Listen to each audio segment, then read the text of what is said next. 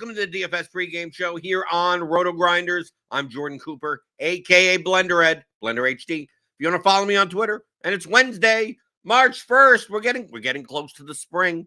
It's pretty warm out here today, here in Louisville. It's going to be like over 70 degrees. And then by next week, it'll be down to 40, right? That's the way it is here. Up and down, allergies all over the place. It doesn't matter. But we're getting closer to MLB season. So get your MLB questions in. Get anything about playing the MLB DFS, FanDuel, DraftKings, anything, prize picks, prop betting, sports stuff, anything you want. Email them in, questions@theoryofdfs.com. The last 2 weeks of March, I will be doing a MLB primer heading into the season. So if you got any MLB specific questions, but obviously if you got any questions in general about DFS strategy, any topic, anything, prop betting, anything, it doesn't matter what it is. Any questions at all, send them in. Questions@theoryofdfs.com. I use that to determine the topics to cover in this unstructured learning environment, right? We'll go over things over and over again, right? Doesn't matter, right? New people, old people, cement things into our heads. But if you want structured learning, get the Theory of Daily Fantasy Sports, 15-hour audio DFS masterclass you can pick up at theoryofdfs.com, or even the advanced course with the custom Excel tools. All the stuff that you could learn that is on this show will be in these two courses. 21 hours of audio, all the Excel tools. That and a RotoGrinder subscription is pretty much all you need to be profitable in DFS. But good morning to everyone in the chat. Suki Singh here early as usual. Spencer Smith, DFIC Trey. Hit the thumbs up button. Hit that like button. You know how much I like the thumbs in the morning. Hit the subscribe button. Hit the notification bell. Hit whatever you want. Yesterday, we talked about late swap macro strategy. Okay? So from the macro standpoint of determining where and when you late swap is dependent on the equity distribution in the contest that you play. Okay? And the two base equity distributions are progressively payout contests and non-progressive payout contests. Progressive payout contests are typically GPPs. And the larger the field of GPPs, typically the more top-heavy they tend to be. And then the non-progressive payout structure contests are like double-ups. Head-to-heads would be the bare minimum, right? But a double-up, like I see here, like we show this equity distribution of a GPP. If we were to draw that out for like a double-up, I mean, a double-up would be something like that. Right? At this line, you 2x, right? At like the 45th percentile or so, right? And that's it. That would be the equity distribution. Because once you get to the 45th percentile, the top 45th percentile, you get 2x, and whoever's at the number one, right? The top 0, 1, right up, it gets paid the same. So any points that you get from there to there doesn't matter, right? But obviously, in a progressive payout contest, it matters a lot. And as you get closer and closer to the top spot, it gets exponentially more and more equity, which means that the closer you are to the top, it sounds, we went over this yesterday, it sounds counterintuitive. It sounds counterintuitive that in GPPs, the closer and closer, the closer you get to the top, the more inclined, the higher expected value decision it would be to late swap. The further and further away that you get, now obviously there's an inflection point at some point, but the further you are away from the cash line, the less incentivized you are to make drastic late swaps, right? Because you have to understand what the nut advantage. I'm using a poker term called nut advantage. In double ups, like this equity distribution, there's no nut advantage, doesn't matter. What's the nut? The nut advantage would be, how do you get to the 45th percentile, right? Because you don't get any more, right? So if you're sitting in a double up, for instance, and once you adjust for PMR and salary, you figure you're 15 points ahead on average than the field. Like, are you late swapping? Are you like, no, you're already there. You're already in first place. You're already in first place because first and 45th place in a 100-man double up or something. Pays the same. You're in first place. You're tied for first with all these other people from a payout perspective, no matter what your score is. In a GPP, first, second, third, fourth, fifth are dramatically different spots. Making a late swap that gets you from 7th to 4th is worth a lot, a ridiculous amount more than going from 568th to 472nd. Right? Maybe you get an extra 0.5x or something.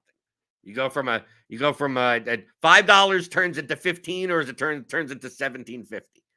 Going from 4th place to 7th place is the difference between like $1,500 and $5,000 or $10,000 or something. A lot more. So from a macro standpoint, you should be more inclined to late swap, to gain leverage, to gain points that the lineups that you're competing against are less likely to get. Okay? And when you have the nut advantage, that means you have a lineup that a lot of the field can't have.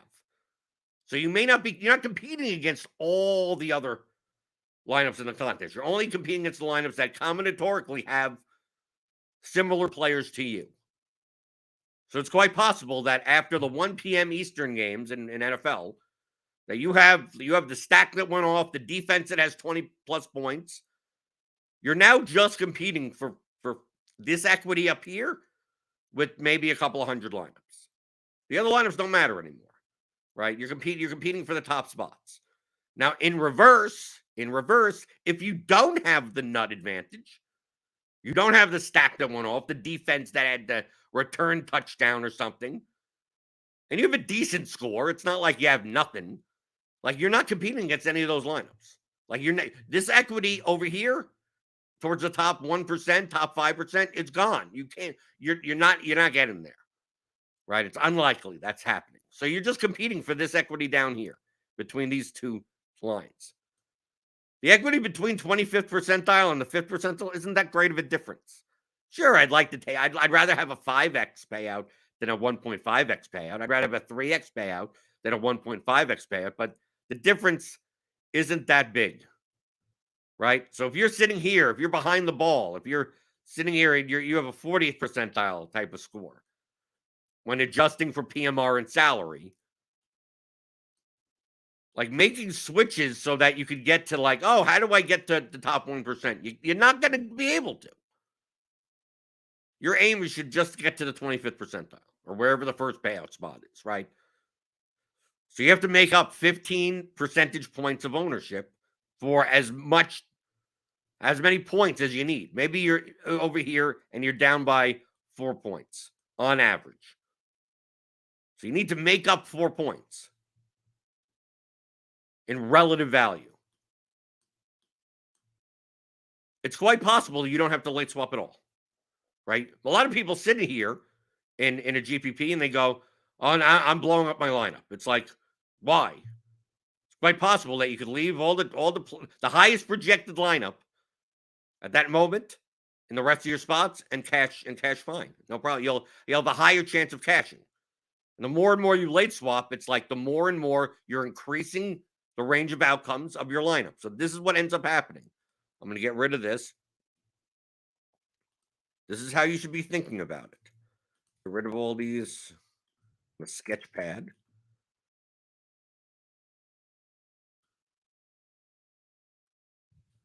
So let's say your lineup is like right here. Okay?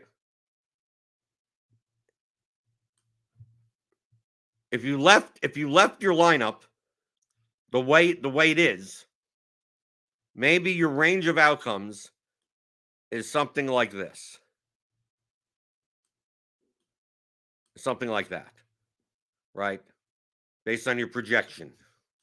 Right? So you're sitting here, it's like, okay, I'm behind the ball, behind the cash line, but on my current, if I just play the highest projected lineup at that moment, like I get to like the 20th percentile, something like that, enough of the time, and then I get to a little bit less than that percentage of the time.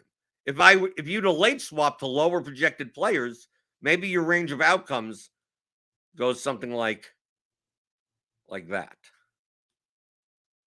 You get a little bit more on the high end, a little bit less on the low end. But where's your equity? The equity difference of doing so is minimal, right? Let's say you make it even further, right? Maybe you could stretch it out to like something like this, but now your downside is like heavily, because now you're fading the 40% owned player, right? This is in relative value. But getting even to the 15th percentile, is that gaining you that much? It's like a 2x payout, 2.5x payout, maybe. It's less likely you get there. It's more likely that if you stayed pat at that moment with the highest projected lineup, based on whoever's available, that your chances of coming in like the top, like just over the cash line, maybe is, let's just say, 50% likely. So this could be 50% likely of getting there. This could be swapping out a little bit. Maybe you have a 40% chance of getting here, right? Because some of it you're going to get a little bit further. And this one, you may only have like a 20% chance, right? Swapping out even further. But it's like you're giving up a percentage likelihood of cashing, but you're not gaining much. Like, yeah, 20% of the time you cash. And some of those times you get a 2x instead of a 1.5x. Is that worth it from an EV standpoint? No. You'd much rather have a shot. You just need the cash. Remember, all the equity, most of the equity in a contest in these GPPs are towards the top. You have no access to that equity, right? It's very unlikely that you're going to swap out to all 1% owned guys and end up in the top 1%. That'll happen. Yes, you can do that. The likelihood of that happening is very, very, very low. As the further away, let's say instead of you being here, right? I'm going to take out the dot.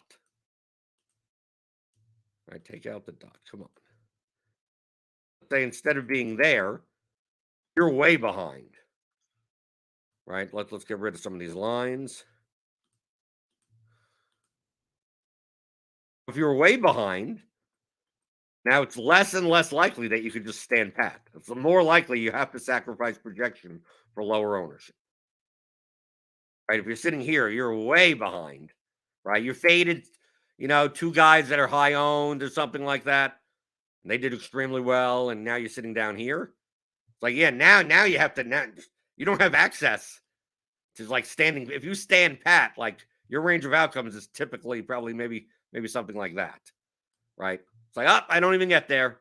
Like most of the time, like it's very rare that you get all the way there. You're gonna have to go to more extreme sense to increase the variance of your lineup to get just to the cash line. Most people do that right and the low end, right? Or they don't do it at all, right? They just say, oh, that lineup's dead. Screw it. Swap out all those guys. Go kamikaze. But where a lot of people get it wrong is that they're close to the cash line and they start blowing up everything. And then on the other end of the spectrum, you have at the very, very top, right? At the very, very top of a GPP, you're sitting there going, okay, now I'm going to play the top projected line. I'm going to block everyone. Well, in theory, that makes sense if you're in first place. If you stand to win first place, then you would want to block everyone possible. But it's unlikely that you're the only one with the shot at first place. You're the only one with the nut advantage. So it's quite possible that the 3 remaining spots in your lineup are shared by other people that are currently slightly ahead of you. Next thing you know, there's no way for you to win first place. Now, the best you could do is win 4th place. It sounds great. Yeah, okay, you win 4th place. It's like the difference between 4th place and first place is a lot. There's a lot in GPPs. There's a lot. So maybe it's more beneficial in those scenarios, unless you know you could block everyone, to increase the range of your outcomes. That also means it gives you more shot, more probability of winning first, but it also gives you more probability coming in like 150th place, right? Going down. Are you willing to take that shot? From an EV standpoint, most of the time you should be. So on a micro level, right? Let's do the double up. The double up's easy. Like I'm showing the GPP because the equity dynamics are so skewed. In a double up, you'd be doing the same exact thing, right? If you're this far behind versus that far behind in a double up. But you only have to get to the 45th percentile. I mean, like that's the main thing of like, it's very easy to see in a double up why coming in first place doesn't matter. Like once you come in the top 45th percentile in a double up, you're done. Everyone knows that. I mean, it's just like, okay, what's the purpose of getting any more points? I don't need anything more than coming inside the cash line. So if you're this close to the cash line, right, you want to increase the range of outcomes like that, right? You want to get there. If you're this far behind, you're not going to be able to stay pat. You're going to have to find a way to get it all the way there, right? So the more and more you're behind, the more and more you should be blowing up your lineup. The closer you are to the cash line, you're gonna may change your lineup, but not to the as drastic extent of a lot of what a lot of people do. So from a micro level, so let's go through like the head-to-heads is easy on a micro level. Let's say on a micro level, we're gonna just use the example of NFL only because it has like two distinct lock periods for the most part. 1 p.m. Eastern, 4 p.m. Eastern, 4:25 Eastern, whatever. You have an early set of games and a late set of games. So let's say after the early set of games, like you're sitting there and you have whatever amount of points, 120. Your opponent, let's even make it easy. Your lineup and opponent lineup, right? Let's say you're 5 points up on your opponent, and you got one slot left, right? I'm just gonna make it easy. You have these 5 players available to you: A, B, C, D, E, and C, D, and E.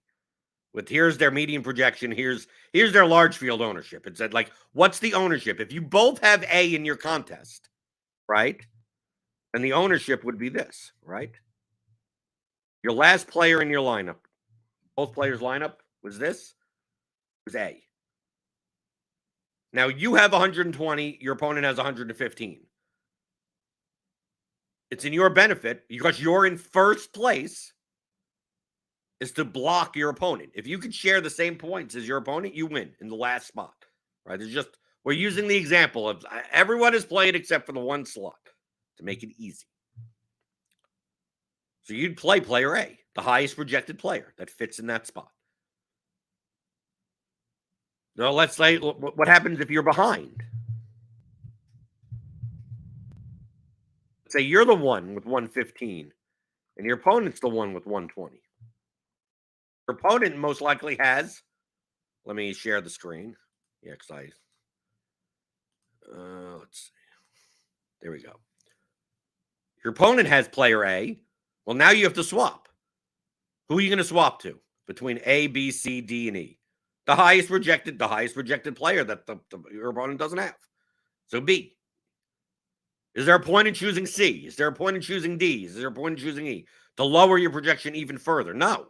You know that player B is 0% owned. Your opponent has player A. So you play the one that's slightly lower projected, and then now you're unblocked. Head-to-head, this is an easy dynamic. If you're ahead, block. If you're behind, unblock. Easy. Because you're either in first place or you're in last place. One of the two. Remember, the macro strategy that we discussed before about contests is that once you're in first place, you're in a position of blocking everyone. So it's more beneficial for you to block as many people as possible when you're in first place. Once you start coming in second, third, fourth, fifth, like in these types of payout structures, it gives you more and more incentive to unblock yourself. Even though you're way up there, you're You have a good shot at coming in 8th place in this large field GPP. But the difference between 8th place and 1st place is so dramatic that from an EV perspective, it make much more sense, give you much more profit long term, is if you looked at the lineups that stand to be above you and unblock yourself from those lineups, even if you have to lower your projection to do so. Do you have to unblock all the combinations? No. So we went through a head-to-head scenario, which is easy because you're either in 1st place or in your last place. But how about a double up, right? Let's say you're in double up, right? You have one spot to go. We don't know what the ownership is, right? This is, you don't have an opponent lineup. But let's say you're 5 points behind the line, right? So you have 120 points and cash line. We'll even write it down here. Cash line 125 when adjusting for PMR and salary. Okay. The thing about double ups is that ownership is very condensed.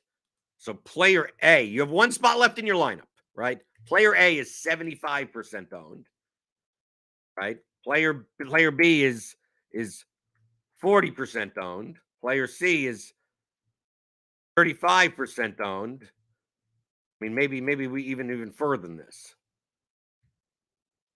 20% owned and 10% owned, or something like this. Now, if the cash line is at 125, what percentile is that? Okay, because if you played player A, who's 75% owned, that means you're going to share the points with 75% of the field. Now, that would be fine if the other remaining 25% of the field isn't in the cash line. But most likely, some of them are. So it's not just how many points you are behind the cash line. It's how many lineups are you, when adjusting for PMR and salary, between you and the cash line. So we take a look here, like in this double up scenario, right? I'll get rid of some of these lines.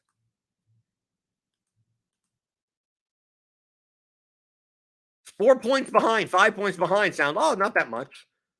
It's a lot if everyone's sharing the points that you could get remaining. But let's say you're sitting, this is the 45th percentile, right? Let's say you're 4 points behind, but you're sitting in the 50th percentile. Okay, so if 75% of the lineups have player A, 25% don't. So to make up this difference in 5 percentage points of percentile difference, you can do even with the 75% owned guy. Just 20, you know that 25% of the field doesn't have them. Let's say they were 95% owned. Then you're not going to be able to do it. You're not going to be able to. You have to hope that the only difference between your lineups and the ones that are 5 percentile points ahead of you all don't have that player, that 95% owned player. Right? Imagine going even further than that. Let's say you're really behind. You're down in the 80th percentile range. So you need to make up like 35 percentiles, regardless of how many points. This could represent only 8 points, right? Because maybe you're playing an 11-man double up. It could be something like that. So you need to make up 35 percentage points pretty much in ownership. So if you had a guy that was 75% owned, and you're like, I'm going to switch out player A for player B. Is player B even good enough? 50% of the field have player B also, right? You have to make up 35 of those. You have to hope that most of the lineups that are already past the cash line have that guy in it already. What lineups are you competing against? You're not competing against the lineups up here. You're competing against the lineups that are around the cash line. So in that scenario, if you're 35 percentile off, you want to make it so that more of the field doesn't have the player than does have the player. So you'd probably play player C, who's 35% owned. Obviously, the further you go down, you could find players that 99% of the field doesn't have. But there's a reason why 99% of the field doesn't have them, because they don't project that well. So your likelihood of hitting the cash line in that standpoint goes lower and lower and lower and lower. But I find that most people make the mistakes when they're just behind the cash line. They swap too much. But you have to figure out where you are. And you have to know what lineups you're competing against. In GPPs, when you're behind, which is going to be what 99% of the time, 99% of the time in GPP, you're not going to be in a position of being near first place and looking, do I block? Do I not? Do I whatever? Most of the time you're going to be in a spot where you're inside the cash line and maybe you could get another 5 percentile up. Like, what's the difference between 3x and 5x? Not much. Those are the lineups I typically don't even change. Lineups that don't have the nut advantage that also have a high shot of just cashing. It's like, okay, what's the point of changing any of them? It's like I either get a 1.5x or a 5x finish. One of us, there's somewhere in between those two. Why am I wasting my time worrying about them? All I care about is the lineups that either have the nut advantage or are so far behind that I need to swap out everything. But this is the micro stuff you have to manage yourself. In double ups, the reason why when people will say, it's like, oh, okay, you're only this far behind, right? In cash games, right? In double ups. Oh, I'm only like 10 percentile behind, right? The cash line. I need to swap out everything. Well, you're going to need to swap out everything if everyone is 90% owned. Yeah, because you don't have enough leeway to get 10 percentile points above, because 90% of the field has that player. GPPs, it doesn't work that way. You don't rarely find 90% owned players in GPPs. I mean, yeah, we have some NBA slates where we get some really high owned players, but in NFL DFS, we'll have a 35% owned running back. Right? But in double ups, he'll be like 85% owned. But there's a difference. An 85% owned running back in a double up, you don't get much leeway if you're behind playing him. Right? He would be the guy that you fade if you need to make up points. In GPP, at 35% owned, that means 65% of the lineups don't even have him. You could still play that guy and make up points, because more than half the field doesn't have him anyway. Double ups, you'll see lineups with 90% owned, 80% owned, 70% owned. Right? If you're sitting there like 5 points behind, 10 points behind, you're going to have to swap based on just that ownership, but it has nothing to do with where you are. Oh, I'm only 10 points behind. I don't have to swap, because Jordan said that when you're that close, don't bother swapping. That's not what I said. I said in GPPs, it's probably not, because the ownership isn't as condensed. But in double ups, you may find these 90, 80, 90, 70% owned players. Think in terms of how many lineups do not have this player. I want to move up past those lineups. What percentile am I in? I'm in the 60th percentile. I need to get up to the 25th percentile. Okay, that's a 35 percentile difference. So you need to beat 35% of the field and not share those points. So if you have a guy that's like 80% owned, 20% of the field doesn't have them. Okay, do you get 20% of the field doesn't have them? So now you move from 35 to 15, and you still didn't make the cash line. Right? But as the ownership goes down, he's 50% owned. He's still playable, because 50% of the field does not have him.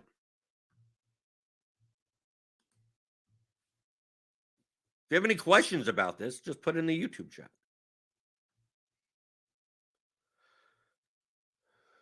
Steven Smith says, interesting, I was in first place last night with the last 2 games left. Dame busted in 3. Second place guy had Sochan and I had done. I ended up in 4th, but it was cool to see it down to a 1v1. I don't know if you were in the position of play swapping in that spot. I don't know. Like I said, I'm not playing NBA DFS, so I don't know the context of the slate yesterday. Stephen Smith says, you mentioned blocking. I figured that I had done that I could block most because he was so high owned, but it so happened that the few that didn't jumped me. Right. Well, aren't I explaining the exact scenario that I said before? It's like you need to figure out who you're playing against. Yes, if Chris Dunn is 95% owned, be like, oh, okay, I can block. It's quite possible that the lineups above you don't have Dunn, or all the lineups do have Dunn. Like, those are the lineups you're competing against. You don't care about the people that are in he's 90% owned because the guy in 7,000th place has him also. Like, those lineups don't matter to you anymore. You already have the nut advantage, if you want to use that term. So take a look from a PMR to salary adjusted perspective of the lineups that you are competing against. You can download the CSV and do that. It's tough. I mean, that's tough to determine. A lot of times I'm just doing that by eyeball. Now, these are the situations that don't come up that often, right? You're competing to first in the GPP. Most of the time, you're in salvage zone, salvaging lineups. Do I swap? Do I not swap to salvage lineups? You're very rare in this situation where, I have a shot at a top 10 finish, right? That doesn't happen as often, especially in large field GPPs. But maybe it's a small, maybe you're playing a 100-man contest. The same applies. So if you see from the scenario last night that, you needed X, Y, and Z, these players, kind of at their ownership, like those are going to be in the winning lineup. Do I have a lineup that has those players in it? Yes. Okay. So what other lineups have those players in them? What percent of the field has that? And those are the lineups you're competing with. And you go, okay, out of those lineups, how many lineups are likely to have player A, player B, player C, player D, player E? And what's the ownership, if you want to think even more advanced, what's the ownership of those players just in those sets? Right? It's quite possible that, that the guy is 65% owned in the field, but in your set of who you're competing against, in the 100 lineups, maybe he's only 30% owned. Maybe it's actually more advantageous then to play him. Or it could be the opposite. Guy's 60% owned in the field, and the last 100 liners you're competing against, he's 90% owned. The same. I'm going back to the general concepts of GPP play, of leverage. Are they over-owned or under-owned? And how do you exploit the field? But this time, the field is not the whole field. It's just the lineups that you're competing with for first place. And why is that important? I will repeat this over and over and over and over again. Why is that important? One of the biggest mistakes that people do in GPPs is not understanding where the equity lies. They're either playing to min cash too often, or they're playing so contrarian that the likelihood of them even coming in first place is still too low. Those are the too low projected, too high owned. So late swap, they do the same exact exploit of people that you're going to have people. Let's say you figure out that 100 lineups have the nut advantage. We're using that term. You and 99 other lineups.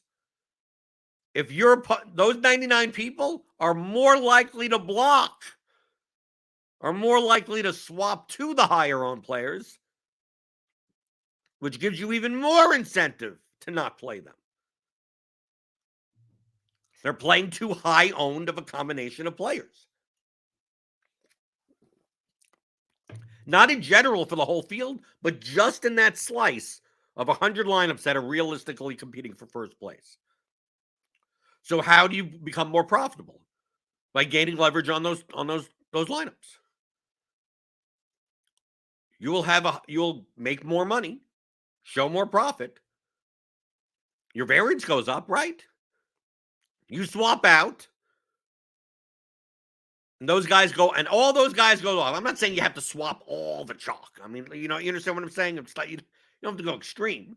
But let's say you swap off, and the guy you swapped off of that is in 90% of those lineups does well, and now you're sitting in 500th place. Oh, I shouldn't have done it, Jordan. I should have just said, well, determine what happens if you didn't swap. Well, if I didn't swap, I would have came in 16th place. I would have gone, so, okay, so who cares then? But 16th place pays $100 or $200. And 5 on whatever place I was in only paid $20. I go, okay, that's not much of a difference. That isn't much of a difference. But now, what happens if that guy didn't do well? Like, let's say he scored only half the points that he did. What place would you have came in? Like, I would have came in 3rd place. I said, how much is 3rd place? $25,000. Okay. Is it worth it now? Is it worth it now? That's the point when you're playing GPPs. All the equity. I'll repeat it so many times because most people don't get it. In order to be profitable in GPPs, you must, M-U-S-T. If you want to be long-term profitable in GPPs, you must win them. No matter how many entries you put in, 1 or 150, you must win them. If you do not win GPPs, you cannot be profitable. Oh, but I cashed my lineups at like a 45% rate. You're not yeah, that's not profitable. All the equity is in the top spots. And a lot of times it's in the top spot. Like the difference between coming in 1st and 2nd may make a difference in your entire year. So when all the equity that makes you profitable is up in the top range, you should not care one instant about, well, I want to just lock in a 20th place finish. Well, if you're locking in 20th place finishes, I'll see a couple of years from now and you go, well, why is my ROI in GPPs like -8%? Like, but I place a lot of lineups. It's like, how many GPPs have you won? It's like, well, I haven't won any of them. So there you go. That's the reason. One of the main culprits of why people don't win GPPs when they should is that they're put in a situation where they can exploit the field the greatest, and they do not take it. They go, oh, okay, I got the right stack, in baseball or something, right? Some early stack goes off, right? It's like, oh, I got the 5-man whatever stack. The Blue Jays, they went off. There's 4 games late, right? The Giants are playing and the Angels are playing and whatever. It's like, well, I got the nut stack. I got the nut stack and the nut start, and there's a starting pitcher that pitched early. That's 36 points. I got the nuts, right? It's like, okay, now what do I do? It's like, okay, now Mike Trout is going to be 30% owned, so I'm going to plug him in. Like, that's what they think. And my attitude is the complete opposite of that. That I can plug Mike Trout in if I'm the only one with the stack, with that stack and that pitcher. Sure. Then I'll block everyone. That's no problem. But most likely I can't block everyone. So you know what I'm going to do? I'm going to see how many lineups have this stack and this combination. How many? How many lineups am I competing against? The more and more lineups I'm competing against, the more and more likely I'm going to try to find leverage against those lineups. So I go into RotoGrinders, I go into lineup HQ, I plug in the pitcher and those 5 batters, and then I just run them. And I go, okay, what would be the highest projected lineup, right? If I just were to swap with what's available, obviously. I go, okay, I'm much more likely to. Someone's going to have that. Someone's going to have that, right? Someone above me may have some 14-point player in some other spot, right? It's a large baseball slate. So my job now is to get the highest projected lineup that has the least combinatorial ownership against who I'm playing against, not the rest of the field. I don't care about the rest of the field. Just the people I'm playing against. And maybe there's 150 lineups that I'm competing against. It's like, okay, now you can get rid of everything. What's happening in those 150 lineups? And I see that's like, okay, most likely people playing those lineups are playing Mike Trout as a one-off or something like that in the late game. I'm like, and most likely they're not playing Giants because they'd have to leave like 1,500 on the table. I have no problem just going, okay, I'm taking out my last 3 spots in my lineup. If I had 3 spots in my lineup, I'm just going to play a Giant stack. It's like, yeah, but you're sacrificing like 6 points in projection. In a bimodal sport, I don't okay, 6 points. What was that? A double? Was that a run, a stolen base? I mean, that's not much. And I'm correlating 3 guys together that are all inside of those 150 lineups. Almost no one has. Mike Trout inside of those 150 lineups I'm competing against is going to be like 65% owned. He's only 30% owned in the whole contest in all the lineups, but amongst those lineups that I'm competing against, he's 65% owned. And maybe Freddie Freeman at first base or something for the Dodgers. He's in those lineups, he's 52% owned. In the whole field, he's maybe only 25, but in this set, he's like 50% owned. There's just so much incentive to just not play those players.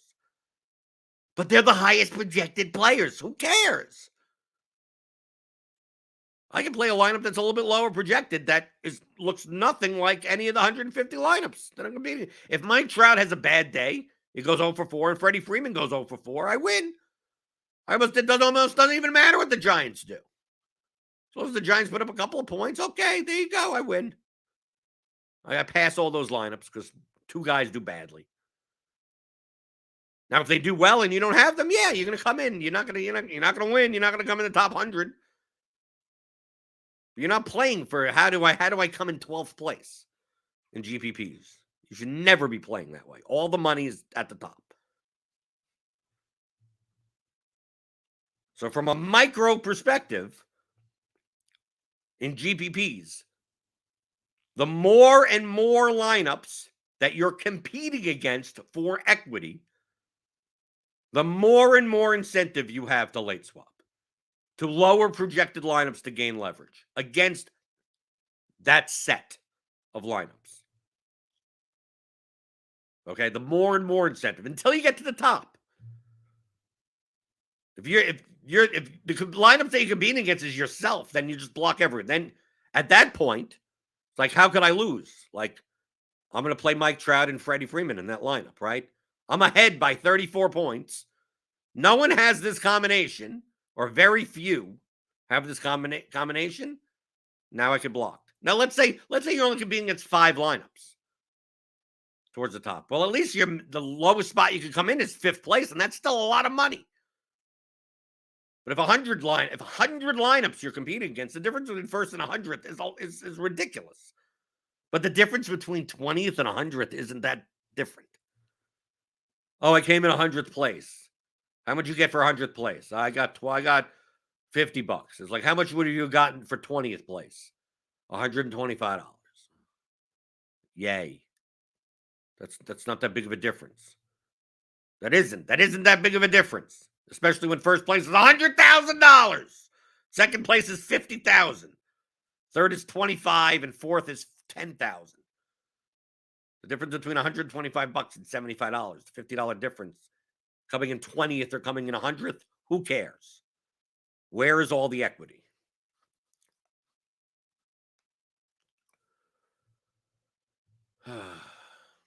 Ernie's Chipotle education says, great lesson for those putting more than expected lineups in the top 1%, but never getting into the top 0.1%. That's correct.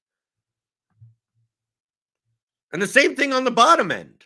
Okay? Understand the same thing on the bottom end. Too many people see lineups that are way, below the cash line, and they just say, screw it, ain't bothering swapping, right? Oh well, lost cause. It's like, let's say you save one lineup to a min cash. Let's say you're playing the $15 GPP. Let's say you play a large field GPP. Let's just say, right? Even if you're playing 10 lineups or whatever amount of lineups, and you're able to save one lineup a day for 300 days. Didn't I go over this yesterday? Save one lineup. So instead of 15, right, you get 2250. If you did that one lineup a day, that's a swing of like $10,000 in your return. You can save one lineup per day. So there's so many people that on the bottom end, right? We talk about lineups are below the, because once you're below the cash line, once you're not keeping up pace with the rest of the field, once you have nowhere near the nut advantage. People are like, well, if I can't come in first, who cares? And then what they do is they go, okay, how can I switch this out so I can closer to first? It's like, you ain't making first. You should be thinking of, how do I maximize my chance of just rescuing this lineup to the cash line? What combination of players do I need? The closer I am to the cash line, the more I could possibly just play the highest projected lineup or play a high projected lineup and eke my way in. But the further away I get, you need to find more leverage. You could save one lineup a night, one lineup a week. I mean, one lineup a week, right? Going from 15 to 2250, right? Even if you did that once a week, how much money we're talking about, right? If you save a lineup, right, it's 52 weeks a year, right? 52 weeks a year times, instead of losing $780, you'd be winning 1,170. So that's almost a $2,000 delta. You saved one lineup a week in a $15 GPP. $2,000. Is that worth it to you? Then do it. Don't just say, oh well. I don't have the nuts. I didn't play that guy in that lineup. Oh, I didn't play this game in that lineup. Just forget about it. Yeah, most of the time you don't get to the cash line. Most of the time you fail to get to the cash line. But if you don't even try, if you're like, oh, okay, just gonna leave it alone. Whatever happens, happens. I mean, that's a mistake as well. Just like the mistake of, oh, I'm competing for a top spot. Let me just block everyone, and then you're not blocking everyone, and you come in 8th place when you could have come in 1st place. The value of coming in 1st versus 8th in the top, like, that's why I'm someone that rallies for flatter payout structures. I don't care about the flatness down here, right down in the 5th percentile. I don't care about that. I don't care about flatness down here. I care about flatness up here. 1st to 10th. That's it. Right? If instead of it being 100,000, 50,000, 25,000, 10,000, 5,000, 2,500, by the time 1st place is 100,000 and 10th place is 1,000. I'd much rather it be 1st place be 40,000 and 10th place be 5,000. Flatten it out. So the difference between 10th and 1st is not as dramatic. The difference between 6th and 4th is not as dramatic. But those are the spots I'm talking about. I don't care. The difference between 10th and 100th, who cares? Kind of like the top 10, top 20. Just flatten that out. So I know that if I can get into top 10, top 20, I'm getting a nice payday. But that's not the way DFS is. You'll see. You could play MLB. I mean, look, last season in MLB, I think I had 17 top 20 finishes. 17 top 20 finishes. And I lost money in MLB last year. 17 top 20 finishes. 1 second, I think 2 fourths, and then a whole bunch of like 8ths, 9ths, 11ths, stuff like that. But those spots pay like $300. 1st place pays 50,000. I mean, it's just ridiculous. So you have to do what you can when you're in that position to maximize your shot at winning 1st place. Even if you have to sacrifice and be like, if this doesn't work out, I come in 700th place, then that's fine. That's what you should be doing. So if you got any more questions about this, you can email me, questions@theoryofdfs.com. Figure to answer this because some questions came in about late swap, and we talked about that on Monday. But yeah, send in your questions. Late swap, not And anything you want about DFS strategy, I answer it all. Right? We'll probably be going over. I'll be saving this little sketch for the next time we talk about this. Right? Probably 2 months from now. Someone asks about late swap and we go over it again. That's perfectly fine. It's perfectly fine. If you don't want to go over things over and over again and you want it all at one shot, get the Theory of Daily Fantasy Sports. Both courses, how to think like a professional DFS player, how to apply profitable DFS strategies for advanced players, which comes with custom Excel tools. Go pick those up. theoryofdfs.com. If you don't want to wait until we come around to different topics and whatever, right? We have the titles now on the video, so it's easier to find. We'll call this one late swap micro strategy. But as long as you get the concepts of like, oh, do I swap this guy or that guy? Well, we're not talking about players. We're talking about concepts. When should you be more likely to swap? When you should be less likely to swap? Where does the equity lie? How far behind are you? How far ahead are you? How many lineups are you competing against? Those are the questions that matter the most. Not do you play Chris Dunn or do you play Jeremy Sochan? Because in order to make that decision, you have to analyze what position you're in. What would be more beneficial? So give me those thummy thumbs. If you've learned some things, thumbs up, thumbs down, doesn't matter. Hit the subscribe button. Hit the notification bell. We got NBA tonight. Got tons of stuff coming up. We got 30 days till baseball. 28. When is opening day? It's close. We're coming up to 3.5 weeks or so, and then it's gonna be that for. But I don't mind baseball, right? There's less late swap, right? I don't have to worry about this guy in, that guy out. Occasionally you get a pitcher scratch or something. I'm looking forward to actually, because all I've been doing now in DFS is playing soccer and MMA, right? Or obviously NFL ended, and I'm not playing XFL. So it'd be nice to just get into a daily sport again, right? MLB every day. And typically I play MLB every single day through September, right? Maybe occasionally I think occasionally I don't play like the Sunday late slate or something, like the second slate, or maybe I don't play Saturdays sometimes. It depends when the slates line up, but mostly I'm playing every day for baseball, so I'm looking forward to that. Daniel Hutchins says still too many days till baseball. Too many pitchers and catchers. They're back. Spring training's going on, right? It's warming up. I'm just happy that it's warming up. So hit those thumbs up button on your way out the door, and I'll see you tomorrow answering your DFS strategy questions like I normally do. Here Monday through Friday, 11 o'clock Eastern on the DFS pregame show on RotoGrinders.com.